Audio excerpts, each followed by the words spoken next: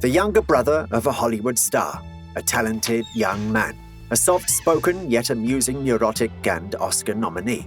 The greatest actor of his generation with the most box office flops. It seemed that his career had reached its pinnacle, but Joaquin Phoenix was just getting started. Real, nasty, ugly life that includes greed and hate and genocide. Just to watch you sleep. Goodness in every bullet but there. We turn a blind eye to worry, but such times we'll never keep. You don't listen, do you? I found a new smile this morning that doesn't come out as a frown. A smile to wear while performing and to hide the tears of this clown. Forever blue.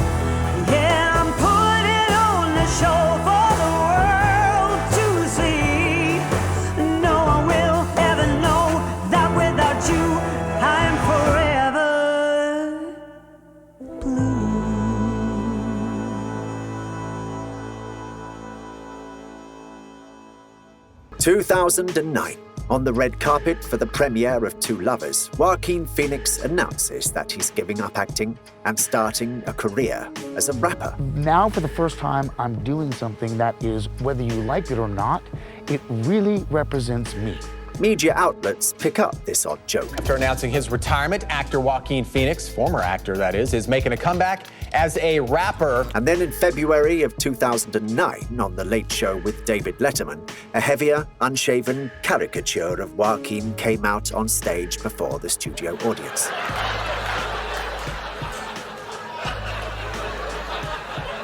He had never been known for giving good interviews. Excuse me? But this conversation was more like a public humiliation. We're having fun. That's We're fine? having fun. Just relax, seriously. I'll come to your house and chew gum. Okay, I don't have to No, chew the gum, just do it. relax. I won't chew the gum. The broadcast seemed to have pushed his career off a cliff. Then came the Oscars in March. Phoenix wasn't invited, but there were plenty of parodies of his new image in attendance. You're chewing gum at the Oscars. Okay, take it out. The rhyme master wasn't hiding, though. Quite the opposite. Cameras followed him everywhere. His friend and brother-in-law, Casey Affleck, was filming a documentary about Joaquin's transformation into a musician. The documentary focuses on Joaquin's travels and attempts to sign a deal with Sean Diddy Combs. I thought I lost the taste for you. Play something else. Don't play that one. Falling off stage and fighting with audience members. Oh, and drugs, crying hookers, and someone defecating on his face. Let's stop right there. Pause this disgusting shot. Let's take a breath and confess something. Not a single scene in this film is real. It's a fucking joke. This is a goddamn fucking joke. For years, Casey and Joaquin had been hatching a plan for an elaborate prank where they would trick the media while simultaneously mocking the reality TV format. It's fucking genius. Once journalists had taken the bait about the rapper's career, the two decided it was time to pull the trigger on the satire. Every performance, every public appearance, every scandal was thought out and choreographed in advance. Are you really filming just driving in a fucking car? Even the repulsive nighttime stunt was a culmination of absurd theatrics with a little help from some coffee grounds. What a goddamn fucking joke this is. The friends wondered when people would start to catch on. but the media had no idea it was a farce until the end credits rolled at the premiere of I'm Still Here. The first clue was that Joaquin Phoenix's father had apparently been played by Casey Affleck's dad, an odd choice for a documentary. Then journalists found out about Casey and Joaquin's behavior during the movie. They sat on the last row and laughed for an hour and a half. It wasn't until a month later that the director came out and acknowledged what was happening on screen was fake. Every person featured in the film had been acting. They had set up the awkward scenes with P. Diddy, the arguments with friends, the fights, and the falls. Even Ben Stiller had coordinated his outfit for the Oscars with Phoenix in advance. The duped journalists were divided in their opinions. Some thought the prank was stupid, while others loved it. But everyone seemed to agree that it was Joaquin's greatest role. Think what you think about me. Hate me or like me, just don't misunderstand me. That's it. It was for this role that he had burned bridges with the media, ruined the ad campaign for Two Lovers, gained weight, stayed in character everywhere he went for an entire year. It was a joke about ending his career, and it almost cost him his career. It's nobody funny for us. In September of 2010, he went back on David Letterman, the only person in the film who wasn't in on the joke.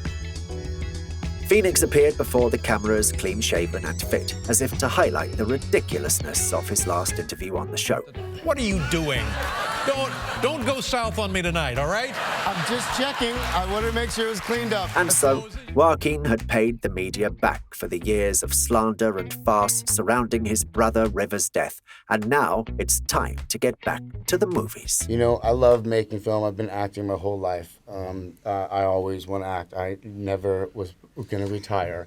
Hey, do you like our work? Let us know with your like and comment. Push that subscribe button and share with your friends. If you want to support the project financially, become our sponsor on Patreon or YouTube sponsorship. Thank you. Let's move on. To tell the story of Joaquin's next film, we need to go back 15 years.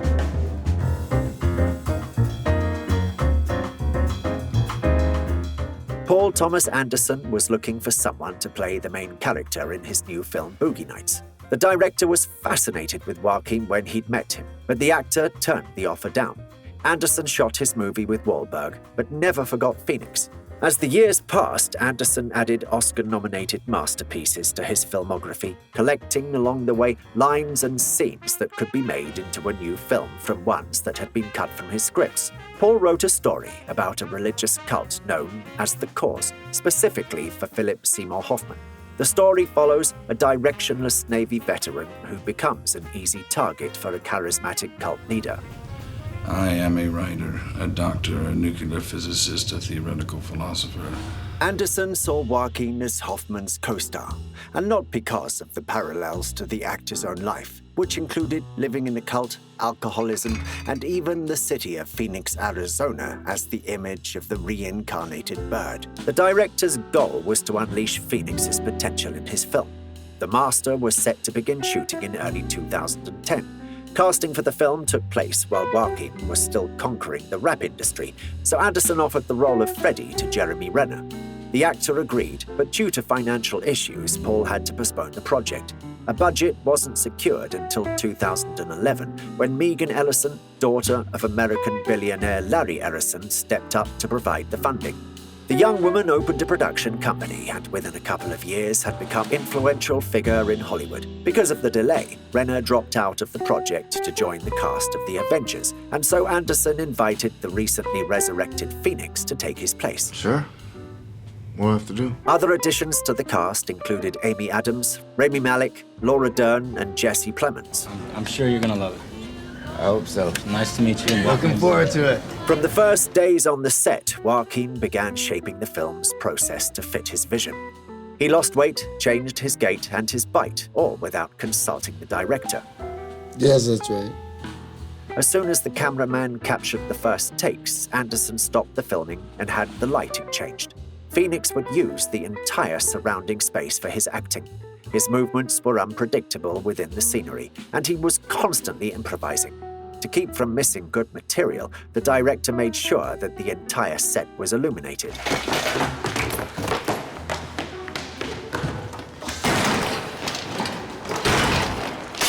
Joaquin's behavior reminded Anderson of his previous film, where Daniel Day-Lewis didn't break character for 3 months straight.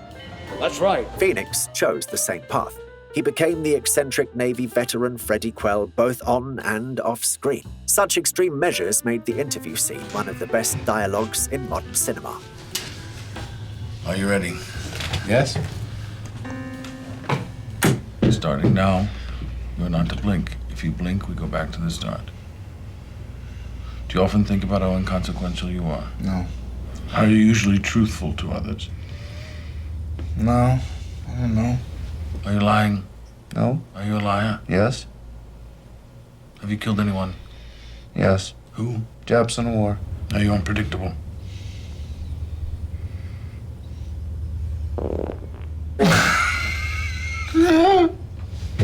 Do you regret this?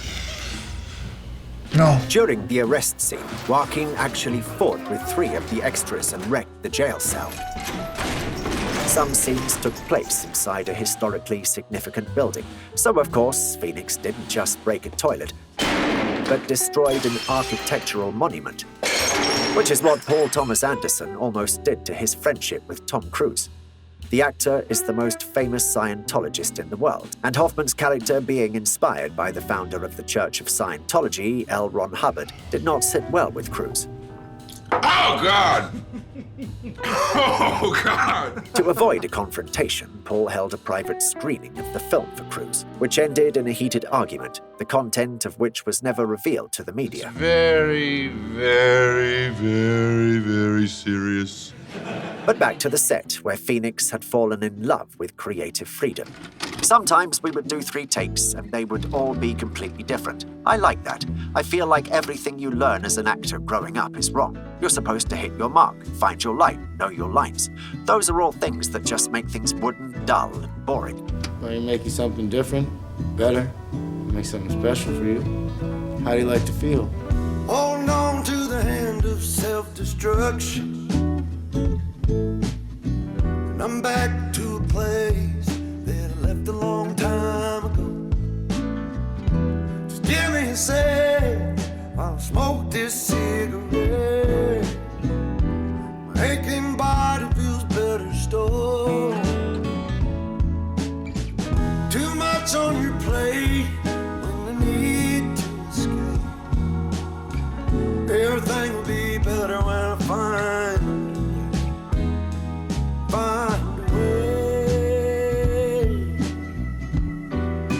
The Master debuted at the Venice Film Festival. Enthusiastic journalists raved about performances of the ensemble cast. Even if the majority didn't delve into the complex narrative, the quality of the acting delighted critics regardless of the plot. Hoffman and Phoenix stunned the Biennale jury and were later nominated for both a Golden Globe and an Oscar.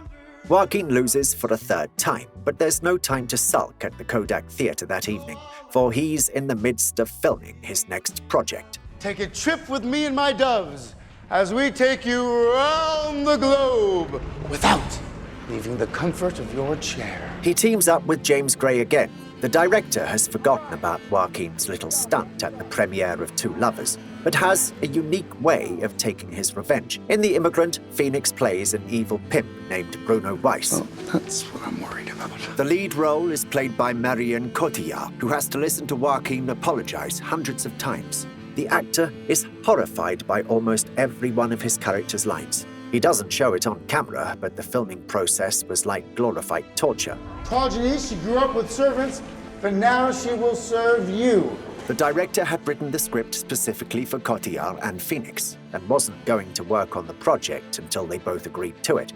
The result is a heartbreaking drama that simultaneously evens the score between Phoenix and Gray. After the film's premiere at the Cannes Film Festival, a terrifying flashback awaited James. Harvey Weinstein had purchased the distribution rights to the film. Yes, it had been over a decade since The Yards was released and their conflict had reached its expiration date, but the producer once again took to nitpicking the director's material with pedantic precision. If you're mixed up in this, you'll never get out. And once again, he demanded a reshoot of the ending and re-editing of several key scenes, except this time, Gray refused. Weinstein postponed the premiere and gave The Immigrant a limited release in just 4 theaters. Shame on you. Even after its full release to mostly positive reviews, the film was a commercial failure. The director-producer feud resulted in $50 million in losses.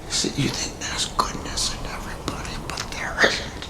This failure didn't affect Phoenix. He continued to work as he answers the call to Spike Jonze. Oh.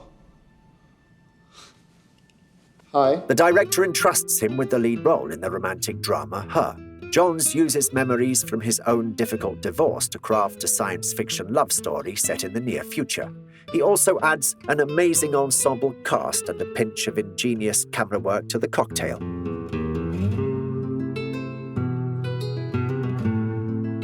Principal photography was shot primarily in Los Angeles, with the crew spending 2 weeks in downtown Shanghai for the wide shots. Theodore's apartment was real and was located near the top of a skyscraper. Using lamps to light such a space for filming was not an option. To simulate the sun, powerful lanterns were usually placed outside the windows, but the director of photography, Hoyt van Hoytema, had huge mirrors installed on the roof of the next building over. And in those reflections shone an unusual character for Joaquin, a vulnerable romantic who falls in love with an artificial intelligence. You feel real to me, Samantha. Samantha was named after actress Samantha Morton. Her charming voice gave the computer life, but during post-production, Spike Jonze felt that her performance didn't quite reveal the relationship between the characters. Oh! Goodbye. Seriously, gone. Goodbye. Bye, Samantha.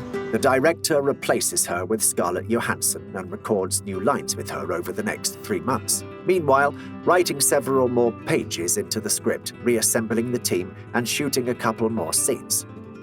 Jonze also made sure that there was chemistry between Phoenix and Amy Adams.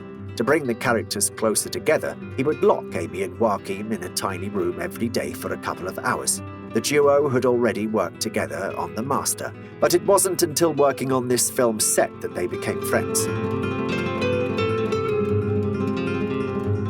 Theodore's ex-wife is played by Rooney Mara, who became friends with Phoenix without the director's help. You're dating your computer? No, she's not just a computer. She's her own person. Their scenes together planted the seeds for their friendship to blossom into a romance a couple of years later. But let's not get ahead of ourselves. First, Her hit theaters, broke even at the box office, basked in critical acclaim, and received 5 Academy Award nominations. Spike Jonze took home the Golden Trophy for his script. Joaquin wasn't in the running for an Oscar, but this role expanded the public's understanding of his acting range. That's an interesting thought.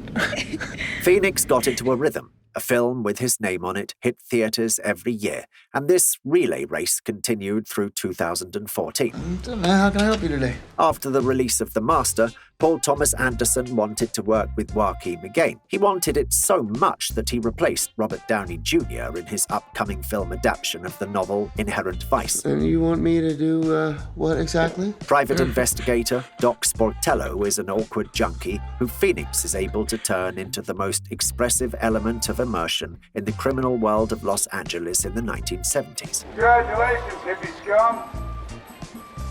Welcome to a world of inconvenience. The actor loses himself in the character, and the dynamic between him and Josh Brolin embellishes the film with a wacky sense of absurdity. You know, Bigfoot Man, can we just try to be fucking professional? I mean, just pretend to be professional.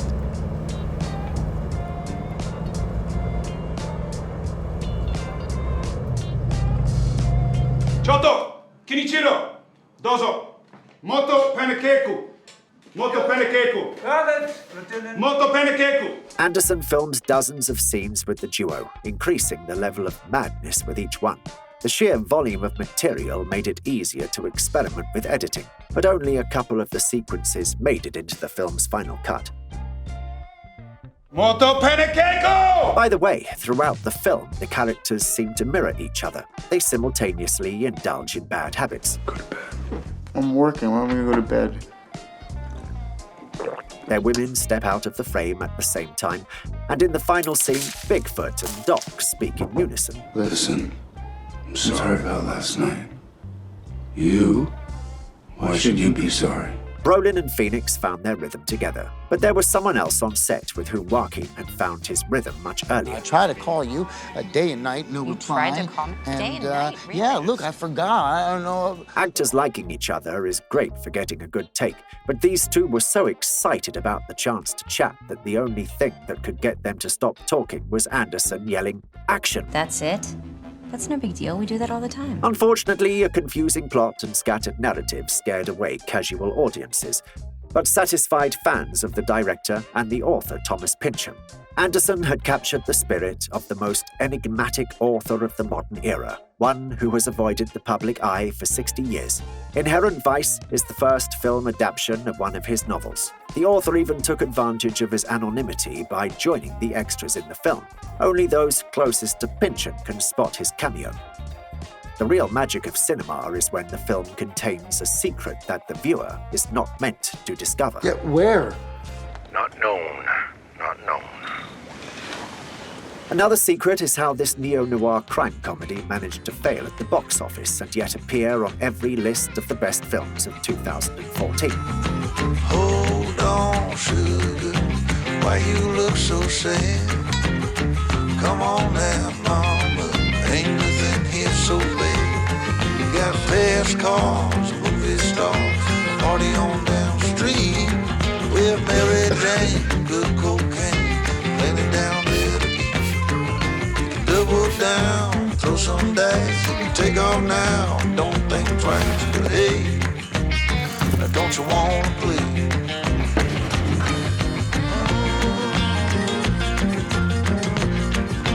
Baby, go on.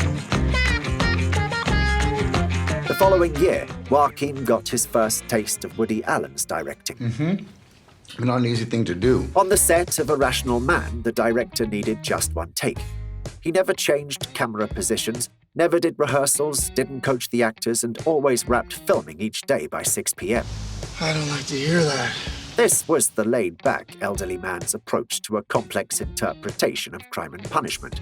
Although it was Allen's fourth time rewriting the novel, so he certainly must have felt more than confident. Always loved the Russian writers, especially Dostoevsky. Dostoevsky got it. The same applied to the actors who managed to get by without the director's help. This was Emma Stone's second time in a row working with Allen. Joaquin put on 30 pounds, transforming into a jaded philosophy professor who hides his madness behind a mask of indifference. I'm Abe Lucas, and I've murdered. I've had many experiences and now a unique one. Yet another of Allen's irreverent comedies had paid off, but along with the profits came underwhelming reviews. That sounds scary. Phoenix's next film hit the silver screen in 2017. You Were Never Really Here is an adaptation of a novel of the same name by Jonathan Ames, which Time magazine described as Taxi Driver for the 21st century. All the animals come out at night. Whores, skunk pussies, buggers, queens, fairies, dopers, junkies. The synopsis: a lonely veteran rescues a teenager from sex trafficking. Honestly, it does look quite a bit like the Scorsese masterpiece. However, this Lynn Ramsey picture is an authentic art house film that mixes genres and brings Joaquin's performance back to the forefront.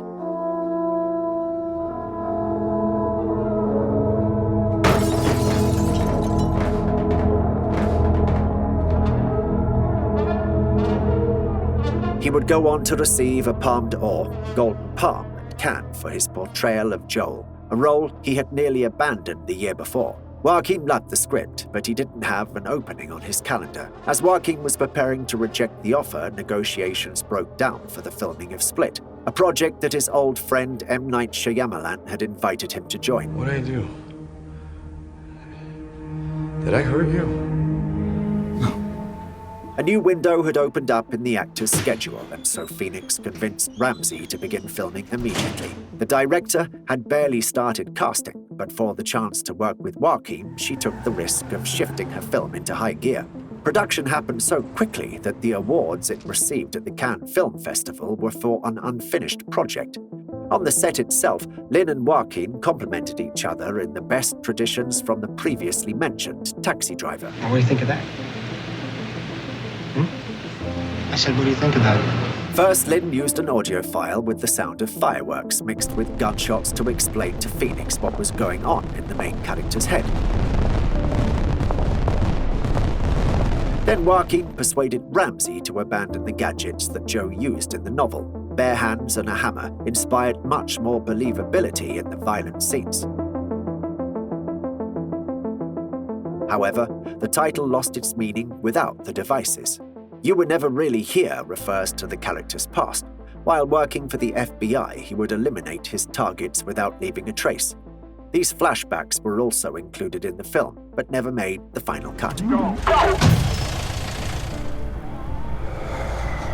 Joaquin's idea even changed the mood of the scenes. In the scenes where the agent is being interrogated, he told Lin he wanted to lie down next to the enemy and sing one last song to him.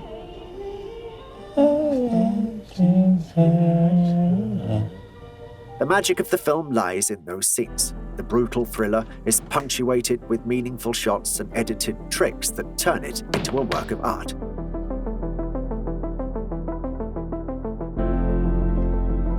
The audience at the Cannes premiere applauded all the way through the end credits. Critics had similar reactions, showering the movie with so much praise that the studio hardly noticed its disastrous box office performance.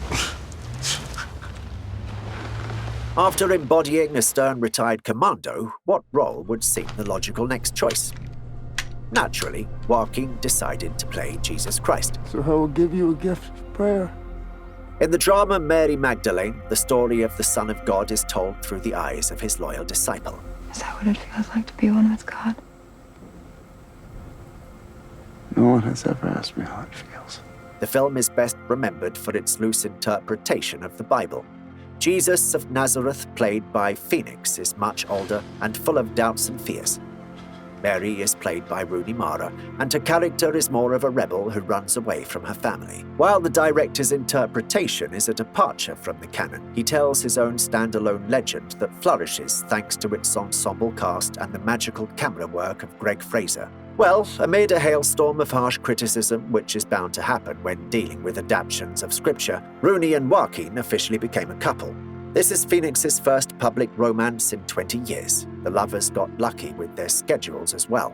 Upon completion of Mary Magdalene, they each provided narration for the documentary film Dominion, where they again highlighted the issue of animal cruelty. They then went together to the set of their next film. Bye for now. Don't Worry, He Won't Get Far on Foot is a biopic about John Callahan, America's most talented cartoonist, and how one's real life can begin after being paralyzed.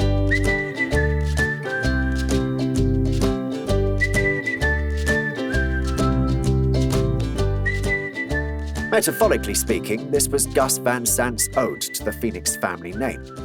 In their first collaboration in 20 years, Gus had prepared another challenge for Joaquin. It wasn't even the physical aspect of the role, it was the range of experiences. I mean, it is a fact. The actor once again demonstrated his ability to effortlessly transition from one emotion to another. His co-stars did the same. Rooney Mara and Jack Black were fantastic additions to the ensemble. Some people tell me I look like Burt Reynolds. I don't see it. Do you see it? Yeah. And Jonah Hill, with good reason, considers his role to be the best of his career. That is great. Unfortunately, the top-notch acting didn't bring the film financial success. 2018 was not a good year for Joaquin's films. The Western, entitled The Sisters Brothers, was especially unsuccessful. It's not about the money. Film rights to the novel were purchased by John C. Reilly. How did that even pop in your head, just out of the blue? And the director's chair was taken by French director Jacques Audiard. In his first English-language film, aside from Phoenix and Reilly, the cast included Riz Ahmed and Jake Gyllenhaal. What do you think?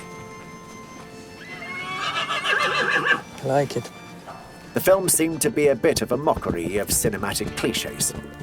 The criminals were imbued with idealistic beliefs. And would your ideal society make a difference?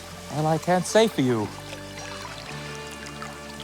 But for me, yes. The action is left to the viewer's imagination. Well, this gentleman wandered into camp last night. And the protagonists team up with the antagonists. Also defying expectations is the quiet Rutger Hauer, who only appears at the beginning and end of the film. even though the dialogue constantly hints at his involvement in the climax. He must be disappointed. Yeah. Technically, it's not even a real Western. The events don't take place in the West, but closer to the north of the United States, and almost as if it were a joke, the landscapes of America were shot in Romania and Spain, where entire streets and towns were built for the film. God damn, this place is Babylon!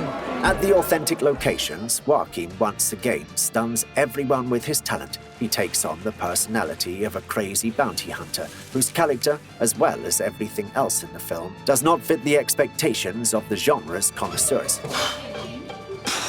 What does that mean? Even an avalanche of critical acclaim couldn't save the film from being a box office flop. The budget had crept up to $40 million, but ticket sales didn't even generate $15 million in revenue. You'll never get paid! Do you really think this is worth it? At press conferences to promote the premiere of The Sisters Brothers, the public noticed the deplorable state of Joaquin. Rumors began flying on the internet that he was on the verge of a nervous breakdown or disappointed with the film. But the truth was, Phoenix was preparing to reincarnate as another character.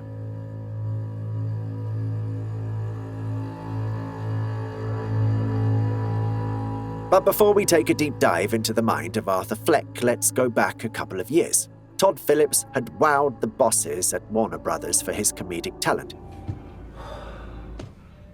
His Hangover series of films, Due Date, and War Dogs had all been profitable endeavors for the studio.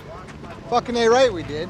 Of course, when he suggested reconceptualizing the story of the Joker, the higher-ups were skeptical, but ultimately trusted the director based on his past successes and greenlit the project. Phillips spent the next year behind a computer where he brought the script for his future film to life. Above the monitor hung a portrait of Joaquin Phoenix. But before Joaquin said yes to the project, he spent months talking it over with the director. The film's vision excited him. The Joker had been portrayed on screen many times, and with each interpretation, new life was breathed into the character. Always brings a smile to my face. When Phoenix read the final draft of the script, where the grotesque of the comics gave way to the realism of Scorsese's worlds, he finally agreed. Phillips's script was as if the author had poured Travis Bickle and Rupert Pupkin into a bottle, shaken them up, and splashed the resulting mixture into the DC universe.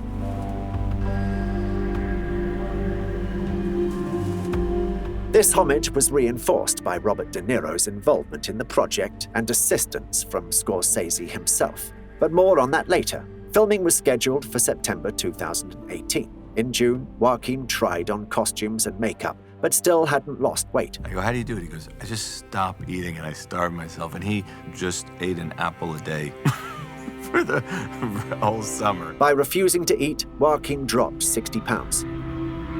He was overcome with frustration, anxiety, and depression, a triple combination that kept him immersed in the character throughout the filming process. Yeah, it's horrible. Joaquin was so weak that he couldn't physically exert himself, so Phillips was constantly rewriting the script to remove action scenes.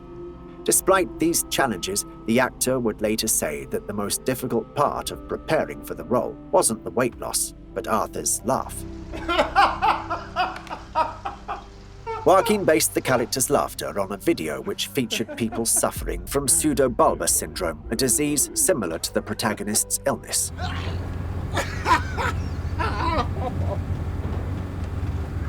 Something that's almost painful, I think, for the Joker is a part of him that wants to emerge.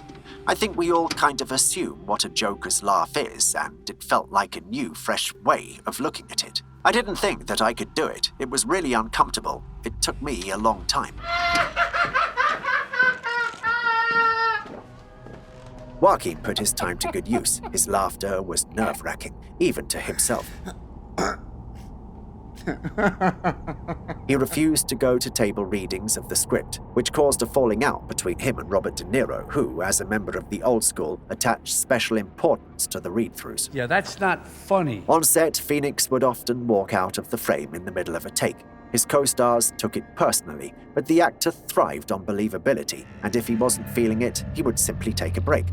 These episodes, while irritating to others, illuminated the film with moments of genius. Each take became a new interpretation of the scene. Phillips said that Joaquin provided enough improvisation to make 1 trillion different versions of the film, so later he would be stuck in the editing room for a year. The most significant improvisation in the film is the bathroom scene. According to the script, Arthur was supposed to wash his face, hide his gun, and leave. But Joaquin replaced these trivial actions with the birth of the Joker, relief from fear and oppression.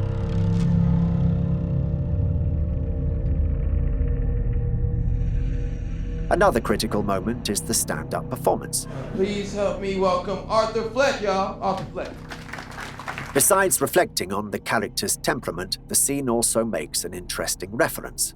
The name Pogo Comedy Club is an allusion to John Wayne Gacy, a serial killer who dressed as a clown and killed 33 teenagers. He'd begun his comedy career at the Jolly Joker Club under the name Pogo.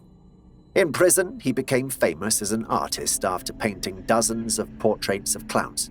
He dedicated one of them to Pennywise and Stephen King. Herein lies another parallel, because Phoenix claims that he drew his inspiration for the Joker from Tim Curry. However, not from his character in the film adaptation of It, but rather the Rocky Horror Picture Show. Speaking of all these references, a quote from Bob Monkhouse comes to mind. When I was a little boy and told people I was going to be a comedian, everyone laughed at me. Well, no one's laughing now. Everybody laughed when I said I wanted to be a comedian. Well, they're not laughing now, are they? Not only did Joaquin's character borrow this joke, but also the appearance of the book where he writes down his thoughts. But back to the streets of Gotham, which were methodically and intentionally copied from Scorsese's Taxi Driver. Martin's involvement in the making of the film was indirect. He had introduced Todd Phillips to his own camera, lighting, and production staff, who had worked on capturing footage of New York streets. Because of this, Scorsese is credited as a producer, even though he has never even seen the film. I saw clips of it, I know it, so it's like, why do I need to? I get it, it's fine. Okay. The film's most iconic scene is when Arthur dances on the stairs. The director knew that he was capturing a meaningful moment, but he never suspected that the Bronx Street would become a pilgrimage site for movie buffs. It now attracts just as many tourists as the area in front of the Philadelphia Museum of Art.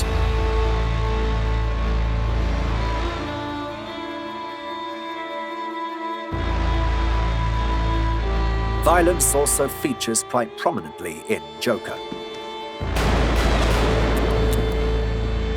The brutal realism of the scenes is intentional. The director wants the viewer to feel horror and disgust at what is happening. People assume and think it's going to be a really violent movie. It affects you differently. You could watch something like John Wick 3, and there's a much higher amount of violence. We tried to paint it with as realistic a brush as possible, so that when it comes, it feels like a punch in the stomach.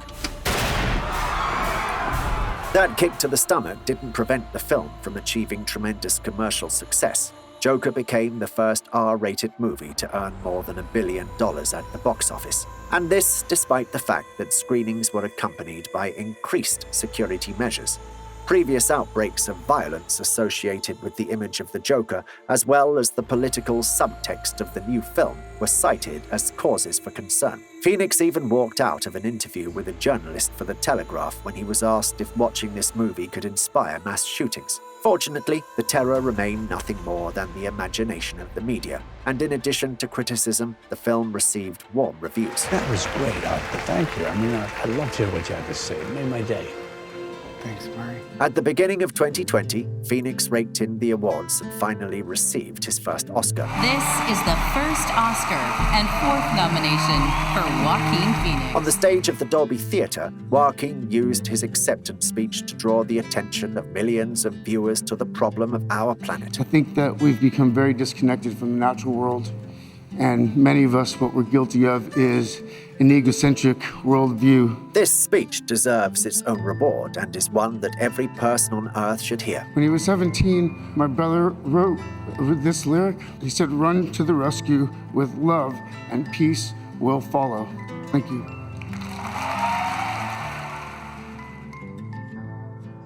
The success of Joker got people talking about a sequel.